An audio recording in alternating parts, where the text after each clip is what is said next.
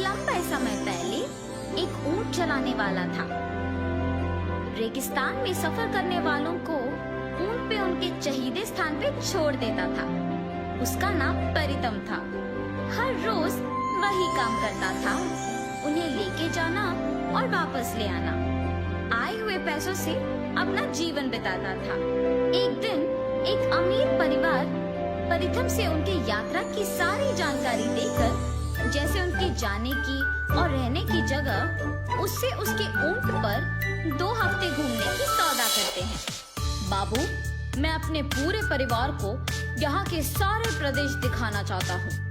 कम से कम 2 हफ्तों के लिए तुम्हें हमको घुमाना होगा और उसके लिए मैं तुम्हें 500 सोने के सिक्के दूंगा।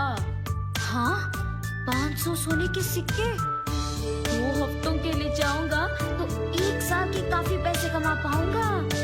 ऐसे फैसला करके परितम तुरंत उन लोगों का सौदा स्वीकार करता है। दूसरी तरफ परितम की माँ उसे जाने से मना करती है। बेटा, पैसों की लालच में ऐसी खतरनाक यात्रा करना क्या जरूरी है? उनके कहे प्रदेशों को पर्यटक साधारण रूप से नहीं जाते हैं। ऐसे कहने पर भी उनका बेटा नहीं सुनता है। माँ की बात को टालकर पैसों की लालच में अगले ही दिन उस अमीर परिवार के साथ यात्रा प्रारंभ करता है।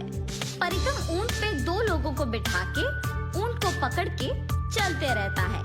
बाकी के लोग बाकी ऊंटों पे बैठ के उनके पीछे आते रहते हैं।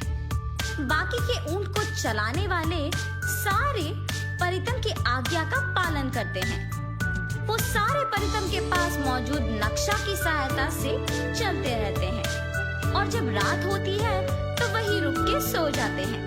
अगले दिन परितम यात्रा की सारी तैयारी करके, जल्दी आओ सभी, देर हो रही है, ऐसे सभी को बुला के किस दिशा जाना है ये देखने अपना नशा ढूंढने लगता है। उसके बैग में और जेब में ढूंढने पर भी नहीं मिलता है। ये बात उसे परेशान कर देती है। परितम को अपना ऊंट आगे ना ले जाना देख अमीर आदमी कहता है, क्या हुआ परितम, सब कुछ ठीक तो है? अगर नहीं है तो तुम्हारे पैसे नहीं मिलेंगे और तुम्हारे प्राण भी। डर के मारे परितम नक्शे के बिना ही उन्हें कोई भी दिशा लेके जाता है। ऐसे चलते हुए वो एक प्रदेश पहुंचते हैं। सारे मिट्टी के घर ढह गए होते हैं। दिखने में भी वो प्रदेश बहुत पुराना था। इन सब से अलग उस प्रदेश में एक बड़ा राक्षस का प्रतिमा था जो बिल्कुल खराब नहीं हुआ। ये सब देख के जब वो परिवार वाले पूछते हैं कि कहाँ है, तो परितम कहता है कि वो एक विशेष जगह पहुँचे। सुनिए सुनिए, अब से पहले मैंने किसी को भी इस विशेष प्रदेश में नहीं लाया, ताकि अब आप ये देख के आश्चर्यचकित हो जाए। आज हम सबकी किस्मत अच्छी है क्योंकि हम बहुत दूर सफर करके यहाँ पहुँचे।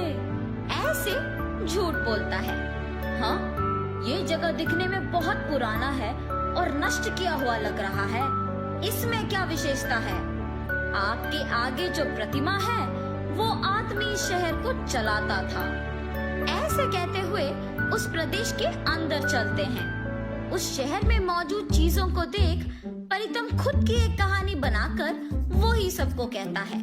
और तभी उन पर्यटकों में से एक, हाँ, सच में इस दस्तावेजों में लिखा है कि इस प्रतिमा के आदमी ही इस शहर को चलाता था। ओह, मेरा सोच कभी गलत नहीं होगा और होने भी नहीं दूंगा।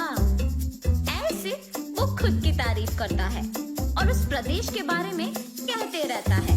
यहाँ सब कुछ चांदी या लोहा या इस्पत नहीं बल्कि सोने का बना है।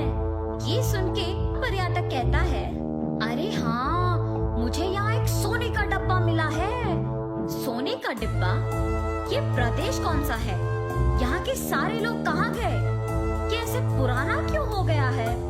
यहाँ के लोग कपड़े भी सोने के ही पहनते थे, उनके घर सोने के बने थे और ये एक सोने का शहर था। परितम के दिल को तो पता था कि वो झूठ कह रहा है, लेकिन वहाँ के सारे लोग उसकी बातों का यकीन कर रहे थे और जो भी चीज उन्हें मिला वो उठा के ले रहे थे। कुछ ही देर में वो प्रदेश परितम के बातों के अनुसार ही सोने में बदल जाता है। नष्ट हुए मिट्टी के घर पुराने जैसे बन जाते हैं।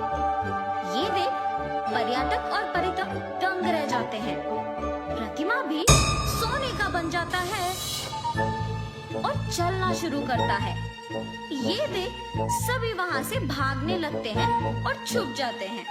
ओए परिथम, तुम्हारे ही बातों के अनुसार मैंने यहाँ सब बदल दिया, लेकिन सोचने की बात तो ये है कि तुमने जो कुछ भी बोला वो सच है। इस सारी दुनिया में किसी को भी इस प्रदेश के बारे में नहीं पता, तो तुम कैसे जानते हो? यहाँ क्यों आए हो और ये सब कौन है? ऐसे वो प्रतिमा परितम को सवाल पूछता है और तभी उस प्रतिमा से छोटे छोटे भूत बाहर आके वहाँ के सारे लोगों को बंद कर देते हैं। हमें माफ कर दीजिए, हमें इस प्रदेश के बारे में कुछ नहीं पता। मैं सच कह रहा हूँ, मेरा यकीन मानो, मैंने अपना नक्शा खो दिया। इस अमीर आदमी के धमकाने की ही वजह से मैंने बिना सोचे कोई भी रास्ता को चुन लिया और वो रास्ता हमें यहाँ तक ले आई और कोई प्रदेश भी नहीं दिखाई दिया, इसीलिए हम यहाँ पहुँचे। 300 साल से कोई भी इस प्रदेश तक पहुँच नहीं सका, तो तुम्हें ये कैसे मुमकिन हुआ? आके हम सबको जगाया तुमने। तुम्हारा अब क्या करें? तुम सबकी जान ही हमारी तोहफे होंगे। ऐसे जब इन सबको पकड़ने की कोशिश करता है तो परितम ऊंट पे उपयोग करने वाला डंडा लेके उस प्रतिमा के सिर से अंदर घुस आता है। ऐसे करने के तुरंत ही सब कुछ पहले जैसे बन जाता है।